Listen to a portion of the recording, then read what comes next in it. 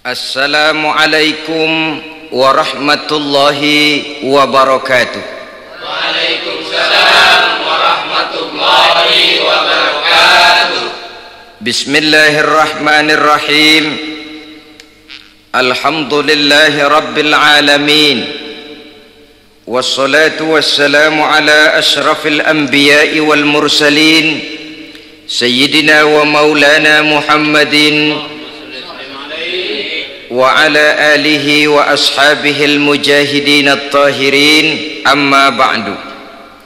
Saudara-saudara kaum muslimin seiman dan sekeyakinan yang berbahagia, pada suatu hari seketika sedang berkumpul dengan para sahabat, Rasulullah pernah memberikan peringatan.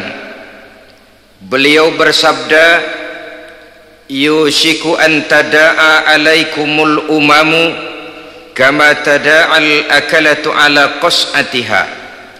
Pada suatu saat nanti akan datang di tengah-tengah kamu, wahai umat Islam, di mana orang-orang lain di sekeliling kamu akan bersatu mengerubungi kamu seperti bersatunya orang-orang mengerubungi makanan di atas meja hidangan.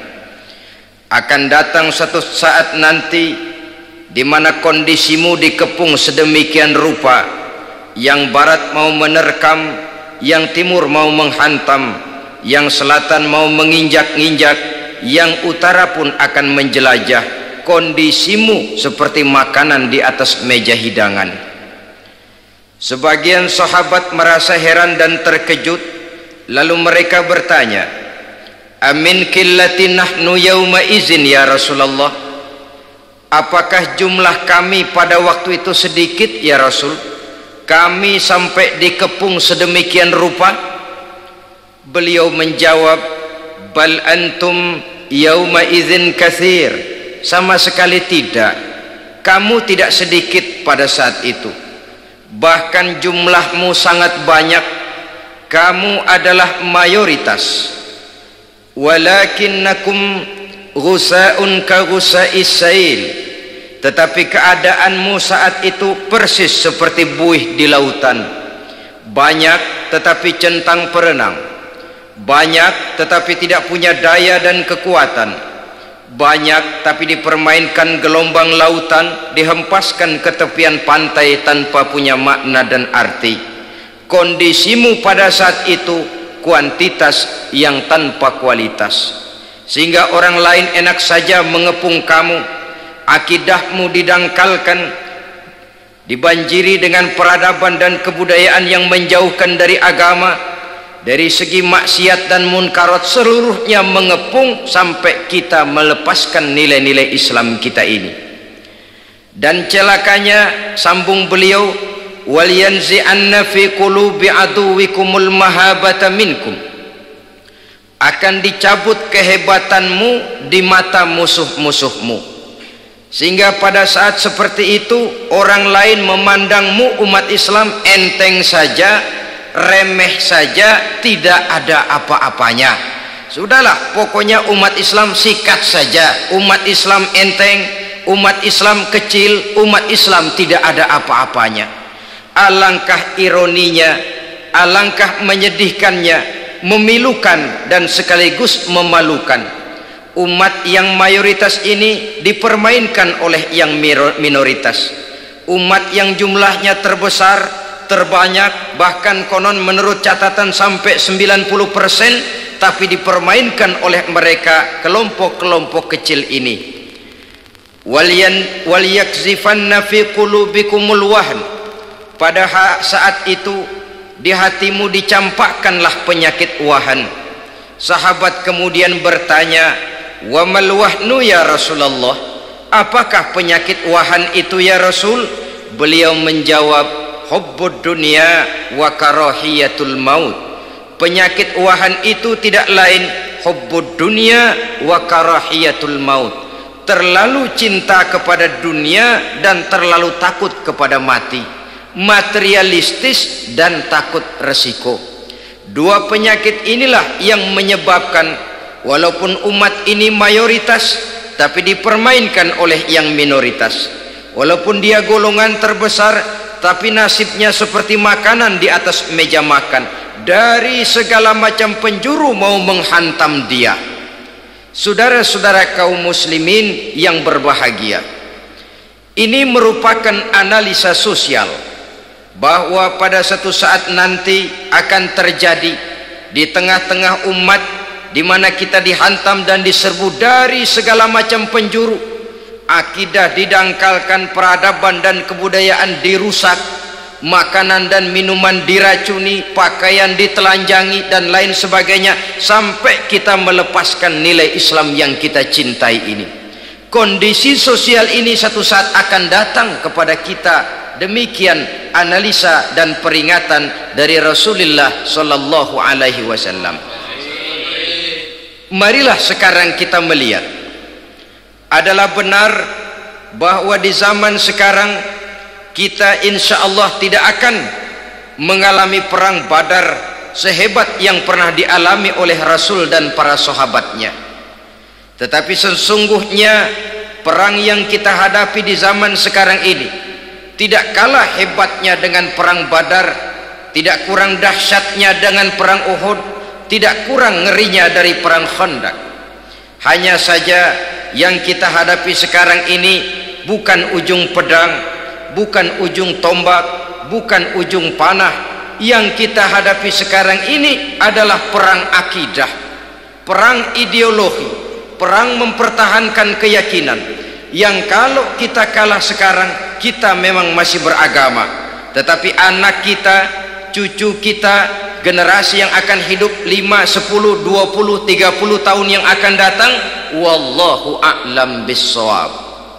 Islam, saudara-saudaraku, tidak mungkin hilang dari dunia, tetapi tidak mustahil Islam gulung tikar dari desa kita, tidak mustahil Islam gulung tikar dari kampung dan kota kita, jikalau kita tidak menjaganya, jikalau kita tidak memeliharanya, bahkan jikalau kita tidak mewariskannya kepada anak-anak kita, generasi yang akan datang.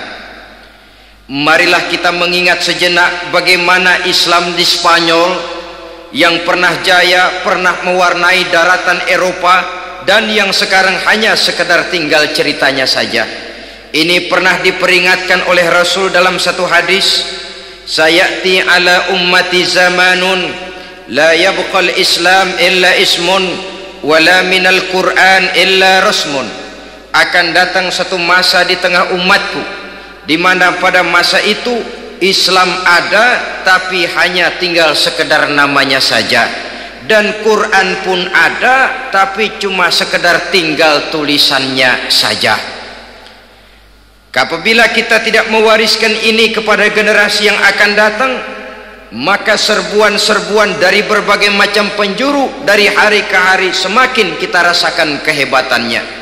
Tidak mustahil sejarah Spanyol akan terjadi di desa kita, akan terjadi di kampung kita, akan terjadi di kota kita.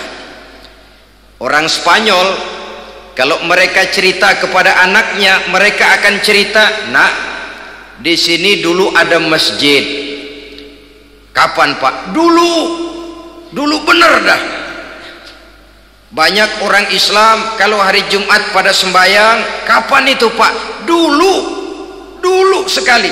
Sekarang cuma sekedar tinggal ceritanya saja. Bukankah sesuatu yang sangat tidak mustahil apabila kita tidak menjaga dan mewariskan Islam ini kepada generasi yang akan datang, maka serbuan-serbuan akan membawakan hasil yang diinginkan oleh para penyerbu itu tadi. Kita sudah menjadi umat yang mayoritas, tetapi umat yang mayoritas ini menurut Rasul dikepung sedemikian rupa, akidahnya didangkalkan, peradaban dan kebudayaannya ditekan sedemikian rupa, kehidupan sosialnya dibuat individualis, kemudian dari segi pergaulan, pakaian, makanan, minuman dan sebagainya diracuni, sampai dia tidak lagi berpegang teguh kepada agamanya. Dan dikala itu hilang kehebatan umat ini di mata musuh-musuhnya. Orang lain memandang kita ringan saja, enteng saja, satu umat yang sudah kehilangan wibawa. padahal konon kabarnya kita mayoritas, tapi enak saja dikutak-kutik orang lain.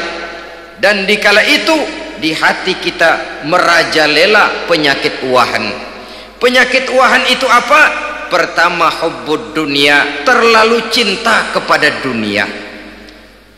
Terlalu cinta kepada dunia yang menyebabkan kita lupa akan tanggung jawab dan kewajiban, lupa meneruskan dan mewariskan Islam kepada generasi yang akan datang. Kita berlomba dan berlomba hanya untuk mengejar dunia dan seluruh isinya, baik dia bernama material, baik dia bernama seksual, baik dia bernama pangkat, jabatan dan kedudukan. Berlomba-lomba kita di dalamnya sampai tercampaklah penyakit hubbud dunia di dalam hati ini. Berurat dan berakar dunia itu, sulit dan berat kita berpisah daripadanya. Akibatnya kemauan untuk berbuat demi dan atas nama agama sangat sulit terwujud di dalam kehidupan ini. Yang kedua, karahiyatul maut, terlalu takut kepada mati. Baik mati ajal, mati dalam artian yang sebenarnya, baik mati usahanya, baik mati karirnya, baik mati pangkat dan jabatannya. Sehingga dengan demikian akibatnya jatuhlah kita menjadi umat yang kehilangan wibawa di mata orang lain. Saudara-saudara kaum muslimin rahimakumullah, saya katakan tadi, perang yang kita hadapi di zaman sekarang adalah perang akidah. Perang menghadapi peradaban dan kebudayaan yang menghancurkan moral daripada anak-anak kita. Perang menghadapi banjirnya maksiat dan munkarat, yang di tengah-tengah itu, di samping berkewajiban menjaga diri dan keluarga, kita pun juga berkewajiban menjaga anak-anak kita, generasi yang akan datang, mengarahkan dan mendidik mereka sesuai dengan yang dikehendaki oleh Allah Subhanahu wa ta'ala. Oleh sebab itu, pada pertemuan kali ini yang akan saya bicarakan ialah bagaimana idealnya seorang muslim lebih dahulu memberikan pendidikan kepada anak-anaknya di tengah satu situasi dan kondisi di mana serbuan datang silih berganti melanda dan menghantam umat Islam. Kemana anak-anak kita ini harus kita arahkan? Karena kita orang tua mempunyai tanggung jawab. Anak adalah amanah, menyia-nyiakan amanah adalah dosa, dan dosa itu merupakan satu dosa yang besar. Bahkan orang tua bisa saja masuk neraka kalau tidak bertanggung jawab tentang anak-anaknya. Satu riwayat menjelaskan, ada orang soleh, ngajinya cukup, sholatnya cukup, puasanya cukup, zakatnya cukup, di mana ada majelis taklim hadir, baca Quran hobi, fitnah orang tidak pernah. Di akhirat setelah disidang dia ternyata lebih banyak kebaikannya daripada kejahatannya, maka dia pun diperintahkan dan dipersilahkan masuk ke dalam surga. Giliran anaknya disidang, biang okem nih anak. Ditanya, siapa Tuhanmu? Tidak tahu. Siapa nabimu? Tenyaho. Apa kitabmu? Ora gelem. Kamu pernah sholat? Tidak. Zakat? Tidak. Puasa? Tidak. Judi? Hobi. Zina? Tiap malam. Mabuk? Berat. Wah, brengsek kamu. Kebaikan tidak ada barang sedikit pun, sementara kesalahan dan dosa berlipat ganda. Kamu neraka. Anak ini protes. Benar, saya tidak kenal siapa Tuhan saya. Saya tidak tahu siapa Nabi saya. Saya tidak tahu kitab suci dan kiblat saya. Saya tidak sholat, tidak zakat, tidak puasa. Tiap malam saya judi, saya zina, saya mabuk. Tapi saya kerjakan semua itu karena saya tidak tahu dan orang tua saya tidak pernah memberitahu saya. Dia enak-enakan hadir di majelis taklim, saya nyekek botol, didiemin saja. dia enak-enakan baca Quran, saya zina, didiamkan saja. Saya bukan tidak mau, orang tua saya sama sekali tidak pernah mendidik saya, dia mau benar sendiri. Maka kalau sekarang saya harus masuk ke dalam neraka, saya menuntut agar orang tua saya ikut sama-sama bergabung dengan saya ke dalam neraka. Gara-gara dia tuh saya jadi begini. Orang tuamu yang mana? Tuh yang barusan mau ke surga. Ini orang tua yang sudah mau berangkat ke surga dipanggil. Sebentar dulu mas, ini benar anak kamu? Iya pak. Waktu di dunia kamu tidak pernah ajarin dia ngaji? Sampai dia tidak kenal Tuhannya, tidak kenal nabinya, tidak kenal kiblat dan kitab sucinya? Iya pak. Dia tidak sholat, kamu diamkan saja. Dia tidak puasa, tidak zakat, kamu bersikap masa bodoh. Bahkan dia judi, dia zina, dia mabuk, kamu pun berdiam diri saja. Iya pak. Tahukah kamu bahwa anak ini adalah amanah? Menyia-nyiakan amanah artinya khianat, dan khianat adalah dosa yang sangat besar. Kamu tidak bertanggung jawab, maka kamu, anakmu gabung ke dalam neraka. Saudara-saudara kaum muslimin rahimakumullah, itu sebabnya Allah pesan benar-benar, ya ayyuhalladzina amanu qu anfusakum wa ahlikum nara. Hai orang-orang yang beriman, jaga dirimu dan keluargamu, istri, anak, orang-orang yang menjadi tanggung jawab dan kewajiban kita, jaga dan pelihara mereka dari api neraka. Saudara-saudara kaum muslimin, lalu kalau kita orang-orang tua yang hidup di zaman sekarang ini sudah sering beristighfar, mengurut dada, melihat situasi, membaca peta keadaan, konon tantangan yang akan dihadapi oleh anak-anak kita 15, 20, 25 tahun yang akan datang jauh lebih berat dari apa yang kita hadapi sekarang ini. Maka adalah wajar jika kita sebagai orang tua yang cinta kepada agama, cinta kepada anak-anak kita, berpikir untuk mewariskan nilai-nilai yang luhur ini kepada anak-anak kita generasi yang akan datang. Bagaimana pada mulanya kita harus mendidik mereka? Mari kita telusuri apa yang dicontohkan oleh Al-Quranul Karim.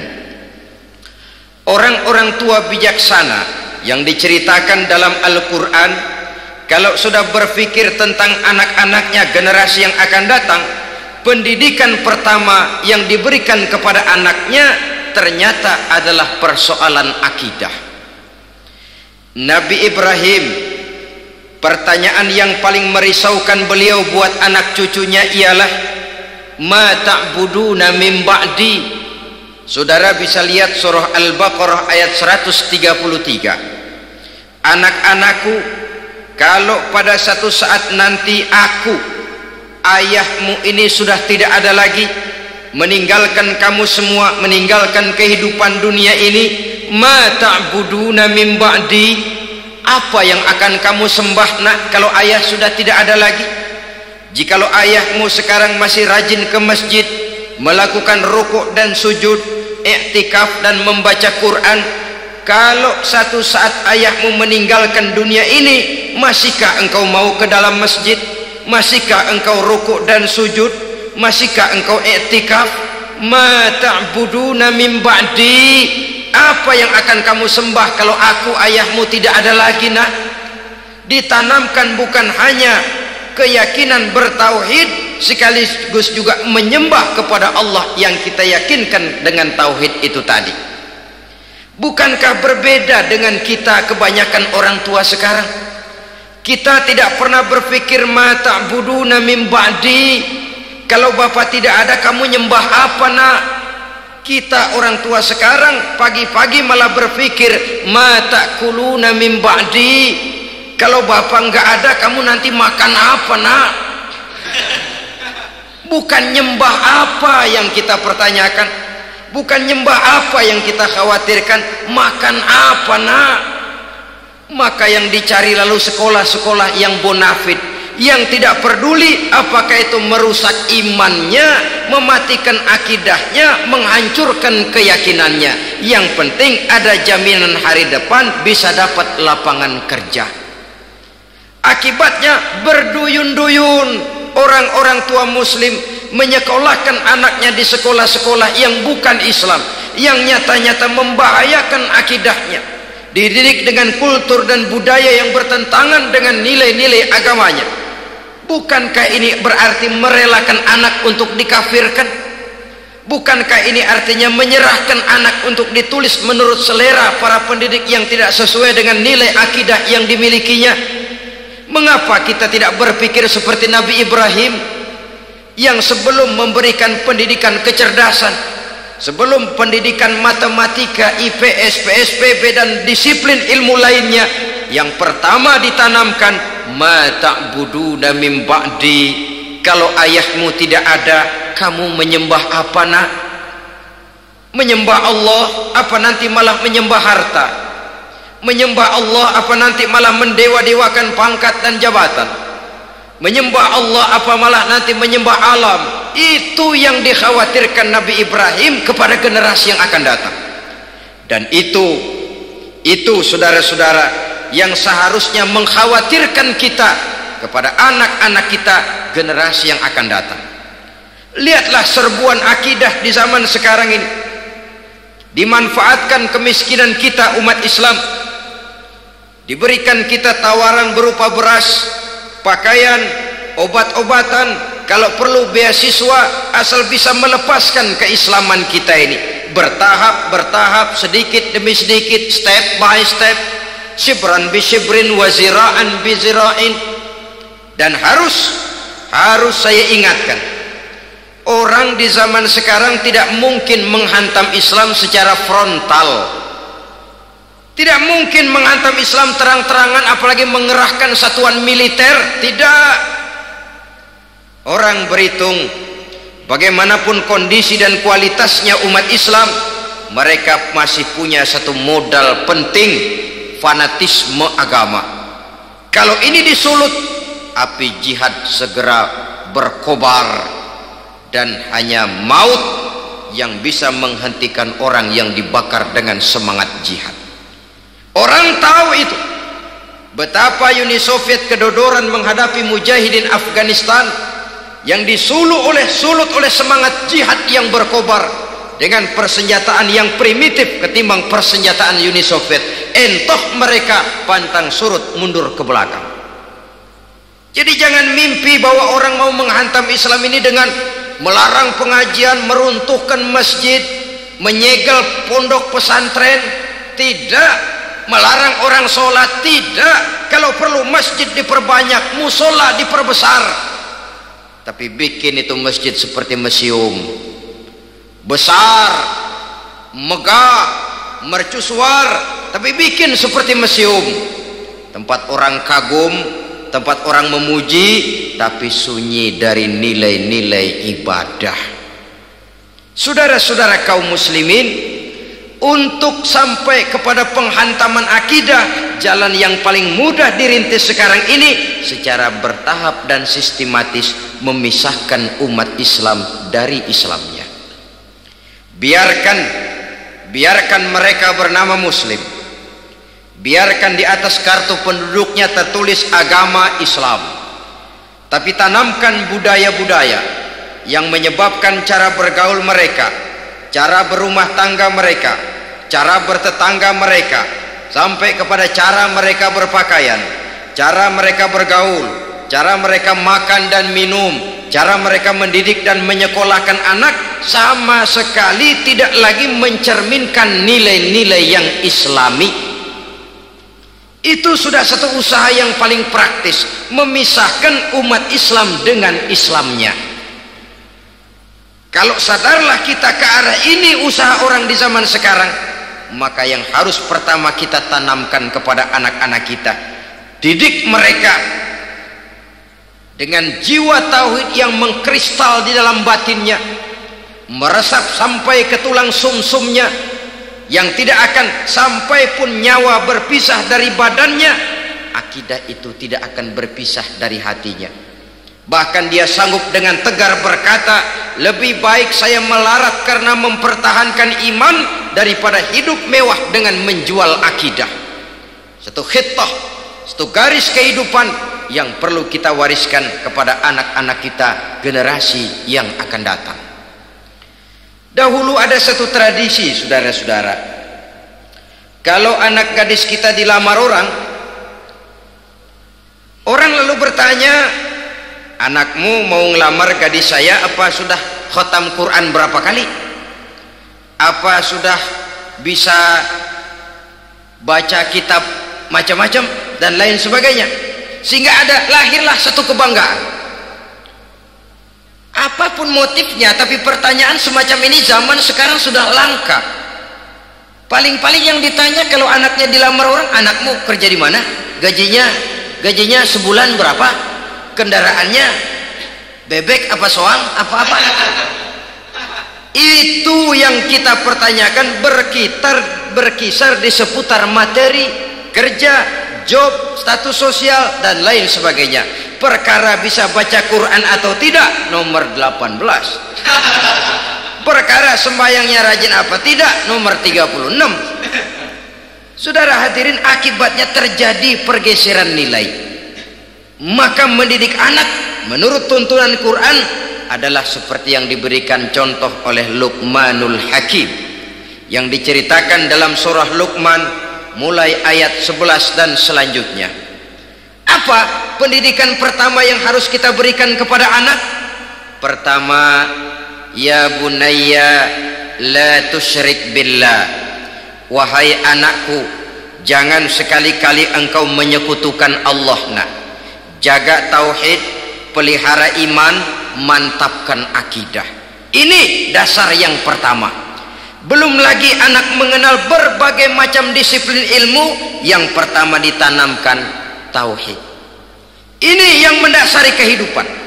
Ini yang akan mewarnai dan menjadi warna dari kepribadian seseorang. Sentuhan jiwa tauhid di dalam diri si anak. Belum lagi sempat dia kenal yang lain. Yang pertama yang kita tanamkan, kita wariskan, kita berikan, la tusyrik billah. Jangan sekali-kali menyekutukan Allah.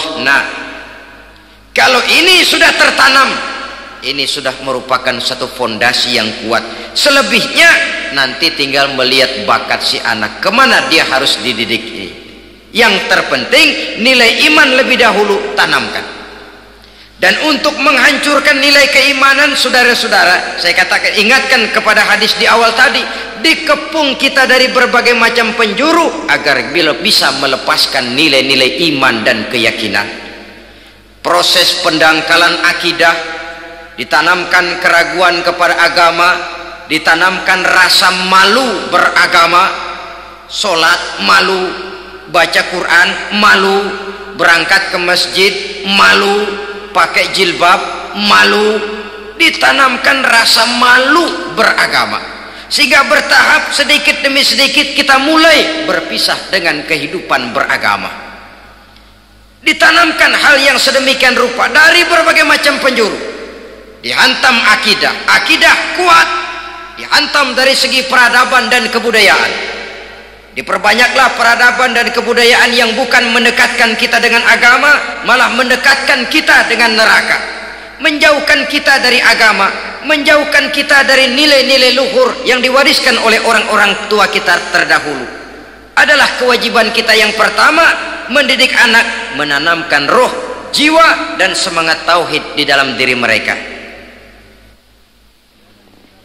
Saudara-saudara kaum muslimin rahimakumullah, kenapa kita lebih dahulukan menanamkan jiwa, roh dan semangat tauhid ini kepada anak-anak kita? Pertama, kita tidak hanya ingin sekedar mempunyai anak yang pintar, tetapi lebih daripada itu kita pun ingin mempunyai anak yang benar.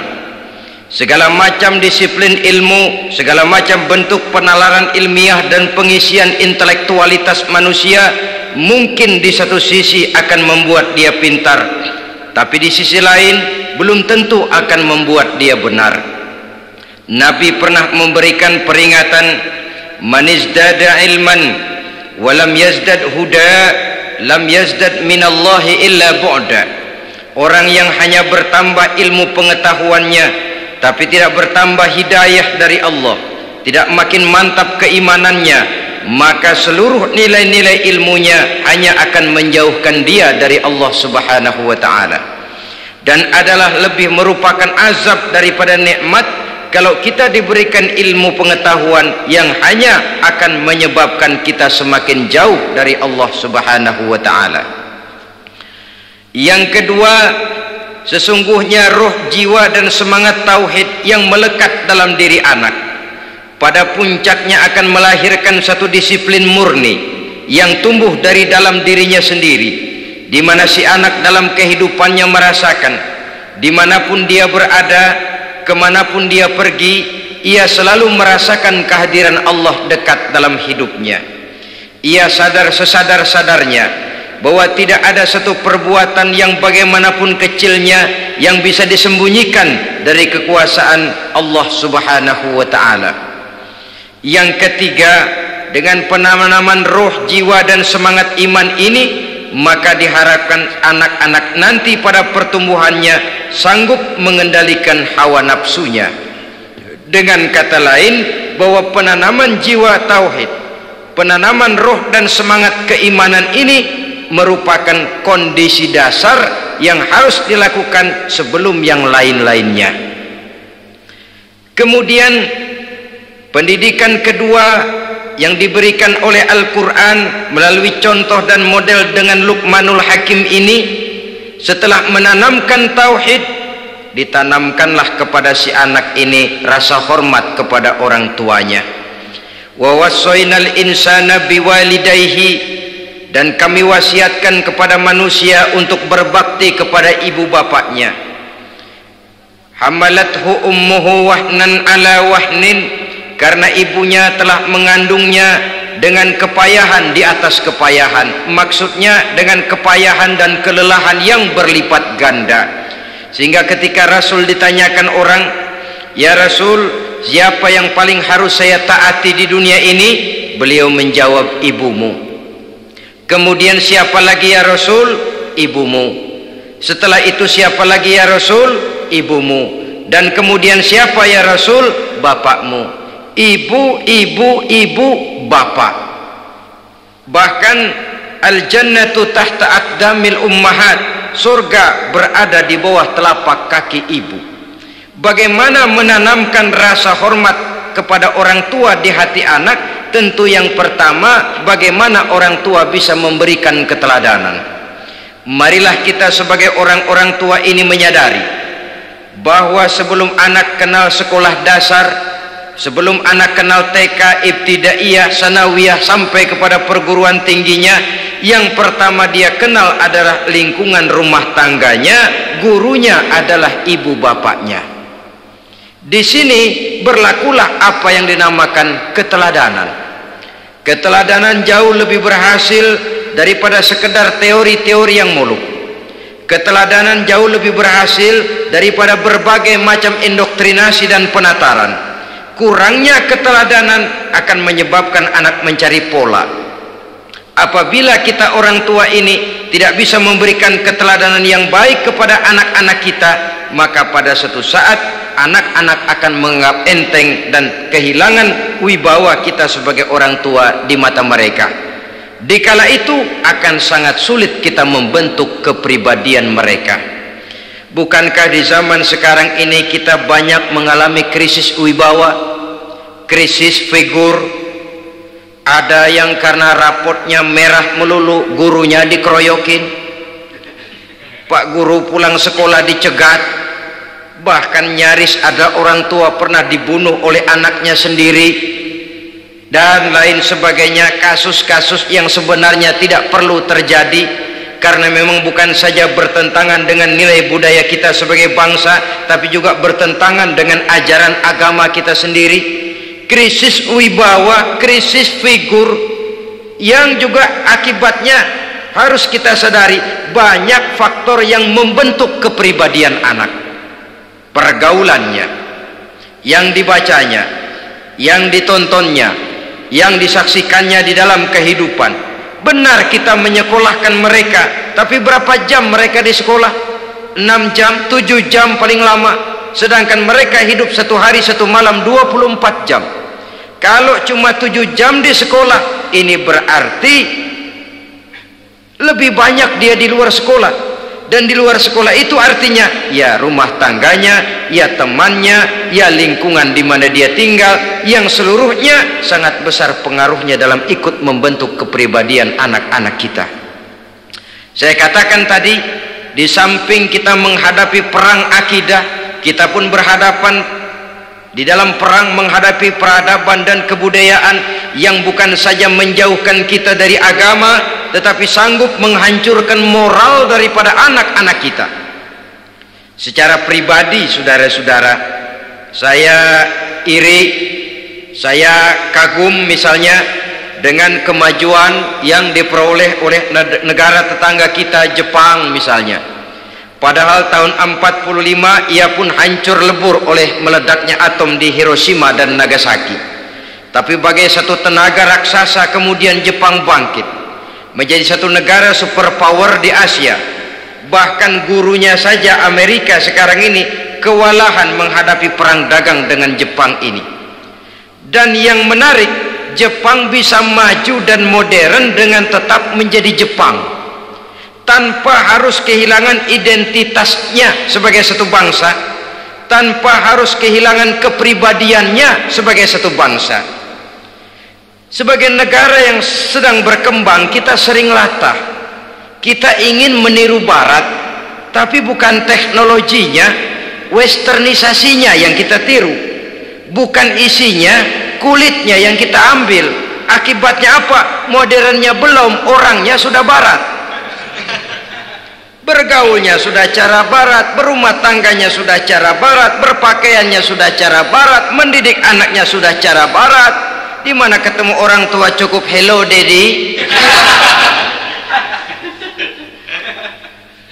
Kulitnya kita ambil, sementara isinya kita campakkan. Ironi dan menyedihkan. Padahal kita sesungguhnya bisa maju dan modern, bisa mengejar segala ketinggalan dan keterbelakangan kita dengan tetap menjaga nilai-nilai luhur budaya kita sebagai satu bangsa, mengambil isinya, dan kalau memang tidak perlu lalu mencampakkan kulitnya. Pengaruh peradaban dan kebudayaan yang menghancurkan moral daripada anak-anak kita oleh pesatnya arus teknologi, oleh pesatnya arus komunikasi, di mana hal-hal yang terjadi di belahan dunia lain dapat kita saksikan hari ini juga melalui layar televisi. Yang terjadi di Amerika, di Eropa, di Afrika, di ujung dunia yang paling ujung sekalipun, di ujung dunia yang paling ujung, hari ini kejadian, hari ini sudah bisa kita saksikan. Pesatnya arus komunikasi kalau jatuh ke tangan anak-anak kita yang belum mempunyai filter daya saring positif, akan dicerna oleh mereka tanpa memilah dan memilih. Akibatnya orang kampung bilang kelolodan, makan nggak dikunyah lagi. Tentu saja akhirnya kelolodan, dan kalau sudah kelolodan menyusahkan kita seluruhnya. Oleh karena itu budaya menghormati orang tua perlu dijaga, perlu dipelihara dan diwariskan kepada anak-anak kita. Tali silaturahmi sehingga ada respeknya kepada orang tuanya. Jangan bapaknya dianggap CS, ibunya dianggap CS, kakeknya dianggap CS. Hilang rasa respek, hilang rasa menghormati, sementara orang tua sendiri tidak bisa memberikan keteladanan, kurang mendapat perhatian dan lain sebagainya. Apalagi kalau baik ibu maupun bapak adalah orang-orang karier yang setiap hari sibuk menghadapi tugas masing-masing. Bapak sibuk rapat, pindah kantor sana kantor sini, ibu sibuk arisan, besarlah anak-anak di tangan pembantu dan lain sebagainya, sehingga dia merasa kurang mendapat perhatian, dan ini akan ikut membentuk warna dari kepribadian yang dimilikinya. Sampai kepada pelosok-pelosok desa, jaringan televisi memang menguntungkan, tapi kalau sudah sampai kepada menayangkan budaya-budaya yang tidak sesuai dengan pola di mana mereka tinggal, pola lingkungannya, dan ingin mereka terapkan dalam kehidupan. Ironi dan menyedihkan. Maka sering dikatakan, jikalau ABRI masuk desa, rakyat beruntung. Jikalau listrik masuk desa, rumah jadi terang. Jikalau koran masuk desa, rakyat jadi cerdas.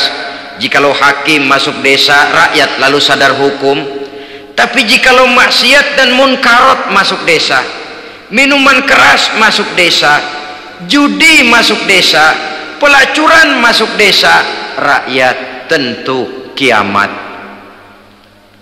Dan kita harus punya budaya untuk memilah dan memilih, mempunyai filter untuk jadi daya saring positif. Oleh karena itu, saudara-saudara, tahap kedua setelah menanamkan jiwa tauhid kepada anak, tanamkan rasa hormat kepada orang tuanya. Orang tua itu ibu bapaknya, orang tua itu guru-gurunya yang mengajarkan dia, atau yang dianggap tua yang lebih senior dari dia.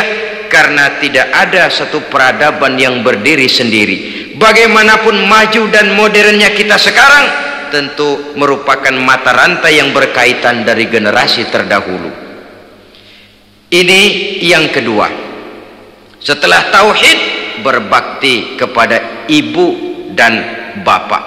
Tidak ada satu kebahagiaan yang bisa ditegakkan di dunia ini tanpa doa, tanpa restu daripada ibu dan bapak. Ini keramat hidup. Doanya dikabul Allah dan kutuknya juga dikabul oleh Allah Subhanahu wa ta'ala.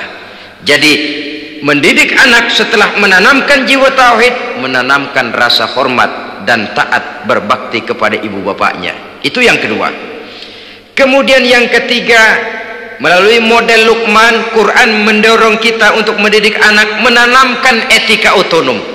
Apa itu? Ya bunayya innaha in takum mithqala habbatin min khardalin fatakun fi sakhratin aw fis samawati aw fil ardi ya'ti biha Allah. Wahai anakku, sesungguhnya kalau ada satu kebaikan yang kamu kerjakan, kecil, tidak nampak oleh pandangan mata yang zahir, yang kecil itu tersembunyi di puncak langit, di dasar bumi yang paling dalam, atau di tengah batu hitam sekalipun, Allah pasti mengetahuinya dan pasti akan memberikan balasan yang seadil-adilnya. Pendidikan apa ini? Pendidikan moral, menanamkan etika otonom. Nah, kau berbuat baik jangan karena dilihat orang. Kau tidak mau melakukan kejahatan jangan cuma karena ada polisi. Kalau ada polisi kau tidak mau jahat, kucing juga begitu. Coba lihat kucing, taruh ikan asin di piring kaleng, tongkrongin, aduh kucing kalem, sopan, tenang. Sedikit kita lengah, habis ikan digarap. Tapi ditanamkan satu kesadaran, kemanapun kau pergi, nak, apapun yang kau kerjakan, tersembunyi di tengah batu, di dasar bumi, di puncak langit, Allah pasti tahu. Dalam bahasa yang ringan, nak, kita ini diawasi oleh dua hiperkomputer yang maha sensitif, produksi langit, mereknya Rokib dan Atid. Itu komputer yang sangat peka dan sensitif. Jangankan kita berbuat, kita berniat baik saja, komputer sudah nyatat sendiri. Inilah yang orang sekarang namakan waskat, nak, pengawasan malaikat. Kalau hidup sudah merasa diawasi oleh malaikat, waskat berhasil. Tapi kalau waskat sudah diawasi malah nekat, itu yang gagal. Atau yang diawasi dan yang mengawasi sama-sama sepakat, nah itu juga bisa cincai. Saudara-saudara kaum muslimin rahimakumullah, waskat dalam pengertian kita muslim, bagaimana hidup ini merasakan diawasi oleh malaikat. Intelektualitas yang tinggi sekalipun, IQ yang nilainya plus sekalipun, disiplin ilmu yang bagaimanapun banyak yang memenuhi benak kita, tanpa diiringi oleh etika otonom, orang sering mencari celah dan kesempatan. Mencari celah dan kesempatan. Tapi kalau sudah merasa kemanapun saya pergi, dimanapun saya berada, kebaikan bagaimanapun sekecilnya saya lakukan, toh Allah pasti akan memberikan balasan. In khairan fa khairun wa in syarran fa syarrun. Jikalau baik, baik balasan yang kita terima. Jikalau jahat, jahat kejahatan yang kita terima. Kalau sudah ke arah ini kita berpikir, maka sesungguhnya kalau kita berbuat baik kepada orang lain, hakikatnya kita sudah berbuat baik kepada diri kita sendiri. Lalu tidak ada merasa rugi berbuat baik kepada orang, karena manakala dia melakukan kebaikan kepada orang lain, artinya dia sudah berbuat baik untuk dirinya sendiri. Jadi setelah tauhid, kemudian berbakti kepada ibu bapak, yang ketiga baru pendidikan tentang akhlak, tentang moral. Pola ini yang sering terlupakan oleh kita, bahwa bagi kita itu pendidikan tidak lain upaya mencerdaskan otak anak. Jangan sampai sebab ini kelihatannya pembangunan makin maju, persaingan hidup makin tajam, tensi ekonomi semakin tinggi, sementara jumlah tenaga kerja dengan lapangan kerja yang tersedia jauh dari mencukupi. Jikalau tidak membekali anak dengan pendidikan yang menunjang lapangan pekerjaan, orang tua khawatir, takut sekali anaknya jadi gelandangan. Dikhawatirkannya kehidupan dunia ini, sementara dia lupa kalau anaknya bisa jadi gelandangan di akhirat. Padahal selama-lamanya gelandangan di dunia paling seumur manusia itu 60 tahun, 70 tahun lah umur orang sekarang. 70 itu sudah luar biasa itu. Tapi kalau harus menggelandang di akhirat, menjadi gelandangan di akhirat, alangkah menyedihkannya. Apakah akan kita korbankan satu kehidupan yang langgeng, abadi, cuma karena tertipu oleh fata morgana dan kamuflase? Kita korbankan yang sedikit, kita korbankan yang besar karena kita memilih yang sedikit. Dalam bahasa Al-Quran memang pernah diceritakan hidup ini hakikatnya perlombaan, saudara-saudara. Perlombaan. Dan di dalam perlombaan itu ada yang menang, ada yang kalah. Al-Quran lalu memberikan peringatan, alhaakumut takatsur, kamu telah lalai karena berlomba-lomba memperbanyak harta, mempertinggi pangkat dan kedudukan, hatta zurtumul maqabir, sampai kamu akan masuk ke liang kubur baru sadar. Apalagi kalau nafas sudah sampai di tenggorokan, persis Fir'aun sudah tenggelam di lautan merah, mau mampus, baru dalam sekaratnya amantu bi Rabbi Musa wa Harun, kalau begini caranya saya juga percaya kepada Tuhan Musa dan Harun, percaya kepada Allah. Sudah mau mati baru amantu bi Rabbi Musa, kami percaya kepada Tuhan Nabi Musa, kata Fir'aun. Malaikat maut kesel benar, dilelepin terus di laut, mampus tuh sekalian. Hidup ini memang kita berlomba dengan waktu, berlomba dengan umur, berlomba dengan tenaga, berlomba dengan tetangga. Yang jangankan kita sampai mundur, berhenti saja sejenak, kita akan ditinggalkan oleh yang lain. Tiada kata mundur, bahkan tiada kata berhenti. Sekali kita melangkah, melangkahlah terus, tapi berlombalah seperti yang dikehendaki Quran, fastabiqul khairat, berlomba-lombalah di dalam kebajikan. Jangan berlomba-lomba di dalam kemaksiatan, kemunkaran, kejahatan. Berlombalah dalam urusan kebaikan. Saudara-saudara kaum muslimin rahimakumullah, tauhid, berbakti kepada ibu bapak, kemudian pendidikan tentang moral. Apabila pendidikan tentang moral sudah tertanam, barulah lihat bakat si anak, kemana bakatnya.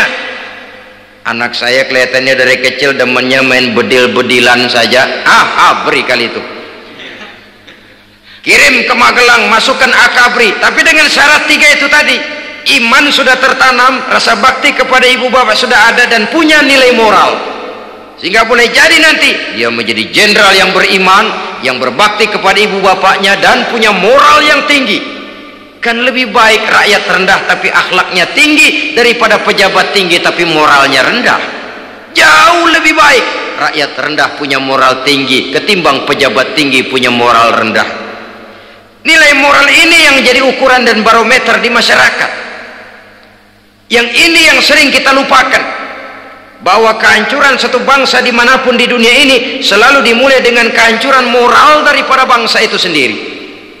Sekarang membina nilai moral ini berat. Gadis kita, remaja, putri diberikan pakaian jilbab, mungkin dia sendiri masih setengah-setengah, ditambah lagi oleh ledekan temennya. Jilbab lah kuno, bau sorga lah, bau masjid lah, bau menyan lah. Ditanamkan rasa malu untuk hidup dekat dengan agama. Kalau moral semacam ini sudah tertanam, sedikit demi sedikit kita mulai mengucapkan selamat tinggal kepada agama. Dan kemalangan apa yang lebih malang kalau kita sudah jauh dari agama ini? Bukankah Islam telah menyelamatkan manusia dari penyakit jahiliyah dan membawanya kepada satu kehidupan yang maju dan modern? Kalau kita tinggalkan Islam ini, bukankah artinya kita akan kembali kepada satu zaman jahiliyah? Hanya saja jahiliyah itu berada di abad modern, versinya tentu lebih modern. Kalau zaman jahiliyah dulu mabuknya pakai arak, zaman sekarang sudah macam-macam orang bisa mabuk. Kalau zaman jahiliyah dulu anak perempuan dikubur hidup-hidup, zaman sekarang kadang-kadang belum sempat lahir ke dunia malah sudah dibunuh lebih dahulu. Versinya saja yang berbeda. Kalau di zaman jahiliyah dahulu manusia menyembah batu yang bernama Latta, Uzza, Manat dan Hubal, di zaman jahiliyah modern sekarang ini orang sering menyembah kepala bagiannya, sering menyembah atasannya, sering menyembah komputer, sering menyembah teknologi modern yang lebih diyakininya daripada Allah sebagai keyakinan sentral di dalam hidupnya. Saudara-saudara kaum muslimin rahimakumullah. Jadi yang ketiga, nilai moral yang ditanamkan kepada anak-anak kita supaya dia bisa menghadapi tantangan-tantangan hidup yang semakin berat ini dengan tetap berpegang teguh kepada nilai-nilai moral yang diwarnai oleh jiwa keimanannya yang bersumber dari ajaran agamanya. 3. Kemudian yang keempat, barulah tatanan kehidupan sehari-hari. Apa kata Luqman? Ya bunayya aqimis shalah. Setelah bertauhid, berbakti kepada ibu bapa, punya nilai moral. Ya bunayya aqimis shalah, nak dirikan salat. Rumah tangga muslim, anak berumur 7 tahun sudah berani meninggalkan salat, kata Nabi, pukul. Bukan untuk menyakiti, untuk mendidik, karena sayang kepada anak. Saudara-saudara, kita khawatir betul kepada anak. Kalau dia pulang dari sekolah, buru-buru kita sebagai orang tua bertanya, sudah makan nak? Sudah istirahat nak? Tapi jarang kita sebagai orang tua melontarkan, sudah sholat nak? Bahkan kita bisa memberikan sugesti kepada anak. Nah, kalau kau naik kelas 1 sampai naik ke kelas 2, bapak beliin sepeda. Tamat SD nak, motor. Tamat SMP nak, ke Bali kita. Tamat SMA nak, Singapura. Saudara-saudara, tapi kalau untuk urusan sholat misalnya, kita tidak pernah memberikan sugesti kepada anak-anak kita. Nah, kalau kau hafal Fatihah lengkap dengan artinya, bapak beliin sepatu. Nah, kalau kau bisa sholat dengan baik, cukup syarat rukunnya, bapak beliin sepeda. Ada rangsangan, ada sugesti yang membuat anak lebih tergerak untuk hidup dalam suasana keagamaan. Ya bunayya aqimis sholah, nak dirikan sholat. Sebab ini sandaran vertikal yang paling langsung antara manusia dengan Tuhannya.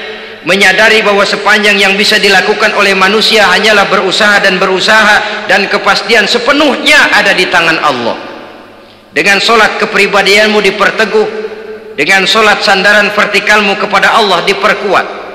dan pada waktunya nanti Al-Quran memberikan bimbingan, hendaklah minta tolong kepada Allah dengan sabar dan tetap mendirikan solat. Ya bunayya aqimis sholat. Setelah itu wa'mur bil ma'rufi wanha 'anil munkar. Tegaklah membina yang ma'ruf, tegaklah mencegah yang munkar. Ini sikap hidup sudah. Solat tadi tugas hidup. Lalu sikap hidup tampil di tengah masyarakat, membina yang ma'ruf, mencegah yang munkar sesuai dengan kesanggupan masing-masing. Bukankah setiap kita kepingin punya anak yang bermanfaat, setidaknya bagi keluarganya, syukur kalau bisa bagi lingkungannya, bagi masyarakat bangsa dan negaranya. Dan satu di antara tanda orang yang bermanfaat, kalau dia bisa hidup menjadi penganjur yang ma'ruf dan pencegah yang munkar. Dan itu kalau tidak ada hidayah, sulit orang mau melaksanakan itu. Sebab apa? Ada kecenderungan belakangan ini di mana agama dianggap urusan pribadi. Sehingga orang lalu sering bilang, jangan bawa-bawa agama dah, itu kan bukan urusan agama. Ini sudah ciri berpikirnya sekuler. Jangan bawa-bawa agama, agama urusan pribadi. Artinya orang mau sholat mau enggak, jangan bilang apa-apa dah, urusan dia sendirian. Dia mau puasa dia enggak, merdeka saja, urusan pribadi. Agama bukan persoalan pribadi. Apalagi jika sudah menyangkut amar ma'ruf dan nahi munkar, siap menegakkan yang baik, mencegah yang munkar, untuk tegaknya satu masyarakat yang diwarnai oleh kebaikan dan terhindar dari segala macam kejahatan. Dan terus ayat-ayat selanjutnya mencerminkan sikap hidup. Namun yang intinya cara mendidik anak yang baik yang dicontohkan oleh Al-Quran dengan Luqmanul Hakim sebagai model. Pertama, tanamkan tauhid. Yang kedua, tanamkan rasa hormat dan berbakti kepada ibu bapaknya. Yang ketiga, tanamkan moral, nilai akhlak yang tinggi. Setelah itu yang keempat, biasakan hidup dalam suasana keagamaan. Kontrollah sholatnya, kontrollah baca Qur'annya, kontrollah puasanya di bulan Ramadan. Ajaklah anak-anak sholat berjamaah, sehingga dengan demikian dia terbiasa oleh satu suasana yang mendekatkan dia dengan nilai agamanya. Dari sana diharapkan nilai-nilai ilmu yang didapatnya dari bangku sekolah akan menciptakan keseimbangan dengan yang ditanamkan oleh orang tuanya dalam bentuk yang dijelaskan oleh surah Luqman itu tadi. Sehingga apabila keseimbangan ini terwujud, akan menjalin keseimbangan dalam pola berpikir, dan keseimbangan dalam pola berpikir akan melahirkan keseimbangan dalam perbuatannya. Terwujudlah kita harapkan insan yang fid dunya hasanah wa fil akhirati hasanah. Inilah harapan kita semua. Mudah-mudahan Allah memberikan kekuatan kepada kita untuk mewariskan nilai-nilai yang baik kepada generasi yang akan datang, sehingga esok harus lebih baik daripada hari ini, dan lusa harus lebih baik daripada hari esok. Terima kasih atas perhatian saudara. Mohon maaf atas segala kekurangan. Usikum wa nafsi bitaqwallah. Wassalamualaikum warahmatullahi wabarakatuh.